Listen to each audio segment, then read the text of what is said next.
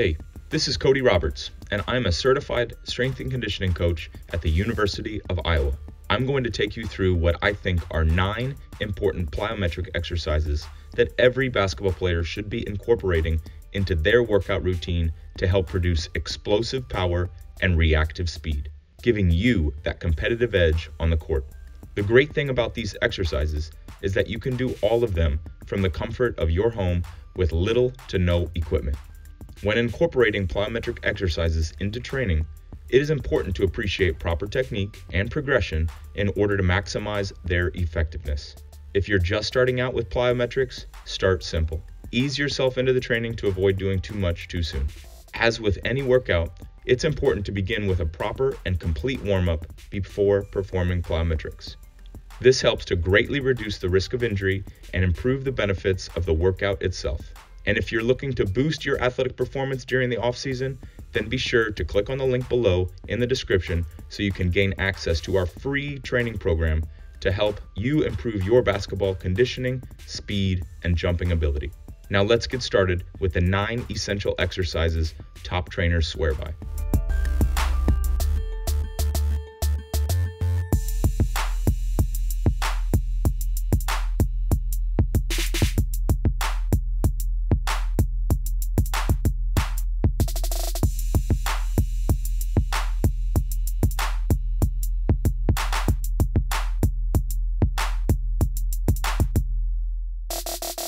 Before we get started, make sure you subscribe to the channel. And if you're on YouTube, click the alert notification.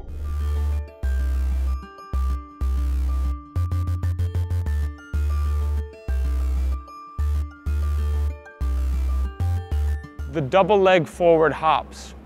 It's something that we saw a little bit within our lower leg conditioning, and now we're moving from point A to point B.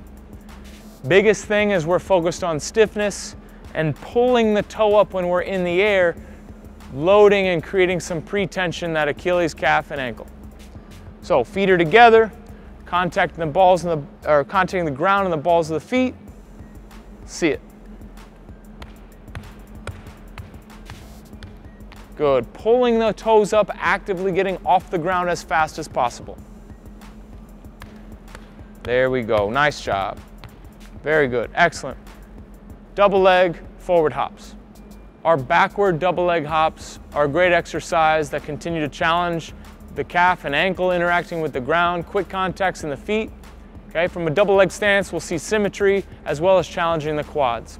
Nick's going to demonstrate head, shoulders, and hips stacked, quick contacts off the ground. Go.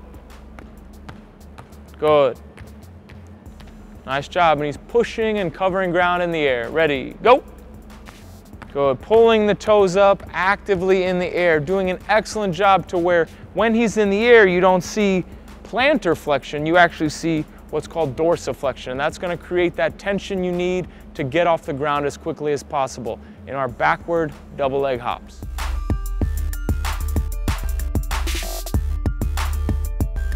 Wide side-to-side hops. We're progressing the intensity, we're increasing the speed and the force that athlete absorbs left to right. Think about maybe the width of a track lane, so about 3 feet wide. Hannah's going to jump with her feet together, left to right. Knees are going to bend. She's going to minimize that ground contact time and cover ground. As she feels more comfortable, starts to challenge left to right. And we're still focusing on that reactive contact with the ground with both legs. Excellent. Nice job, Hannah.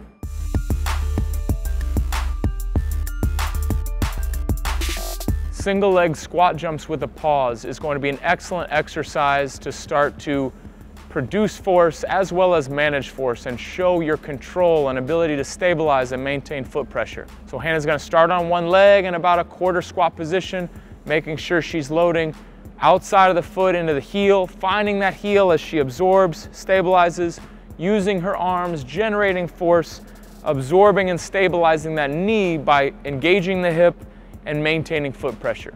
That's our single leg squat jump with a pause. Excellent work.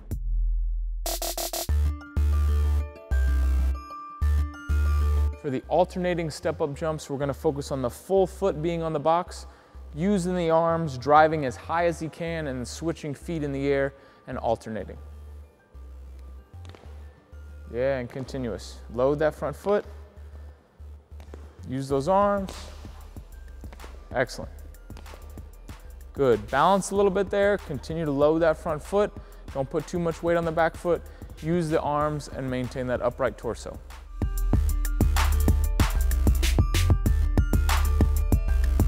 Kind of our entry-level means and methods within our explosiveness, plyometrics, developing that foot, calf, and ankle is simply just lower leg conditioning.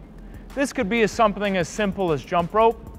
We're always going to start with 2 feet first with the exercises we do. Maybe just jumping in place. Okay, as I said, we could challenge with a jump rope possibly. We can have that athlete go forward and backward, okay, side to side. Again, remember those principles of just working in multiple planes of motion. And then relax, and we'll go double leg to single leg and do the same type of actions with 1 foot, okay? So just jumping in place, maybe forward, backward, maybe side to side, maybe working in even like a figure 8 or 4 square pattern. But essentially developing a lot of contacts, a lot of variety is going to help develop not only that neuromuscular control, but also that robustness and that durability that we want in the calf, foot, and ankle.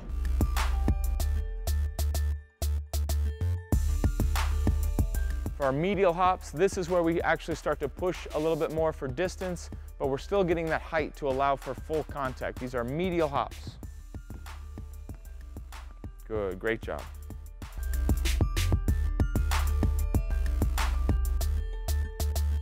Skater jumps are a great lateral exercise where we're looking to produce as much force as possible, as well as develop that motor control and force management with loading that right and left leg individually. So Hannah's going to develop that force kind of in a controlled state, left to right, and as she gets comfortable, she's going to continue to cover as much ground as she can, jumping as high and as far as she can. She's not worried about how quick she gets off the ground. She's simply worried about producing force and absorbing force. Let's see it. Skater hops. Notice how she's using her arms and her legs together, challenging and absorbing, just how we did with the single leg jumps, and covering as much ground as she can left to right, fully extending that outside leg.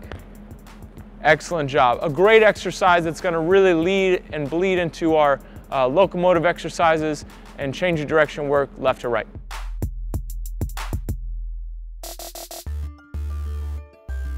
"180-degree jumps now challenge the ability to move and land and coordinate, absorbing and managing force.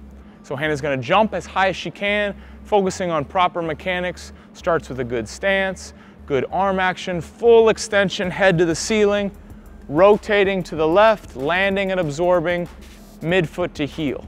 As she contacts the ground, creates stability, okay, and then she's going to redirect, jump, and turn to the opposite direction. So let's watch this 180-degree jumps. Good. Chest stays tall, loading the hip, knee, and ankle.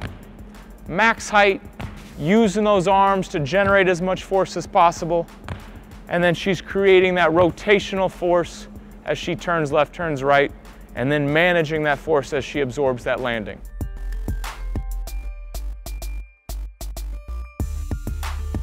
Single leg bounding with our plyometric exercises is going to be a great exercise to continue to overload one leg as we've progressed with our plyometric movements. Okay, so same principles apply as with our locomotion. It's about height and hang time, minimizing our ground contact. Cal's going to go right leg down and left leg back. Show you what we're looking for. Great job maintaining posture. Very good. Shoulders and head stay up. Height and hang time, really focusing on how high he's getting in the air and how long he's in the air. Good. Good. Being very reactive, being very explosive, it's going to definitely carry over to the game of basketball. To help improve your athletic performance as fast as possible, we put together a free and unique training program to help you improve your basketball conditioning, speed, and jumping ability. Make sure to click on the link below in the description so you can gain access to this free training program. Again, if you incorporate these 9 important plyometric exercises into your workout 1 to 3 times a week consistently, you will see results in explosive power and reactive speed. and we know these aspects are essential for keeping a competitive edge on the basketball court. Thanks for watching, and if you want to be the first to know when we release new videos, make sure you click subscribe and then click the bell button.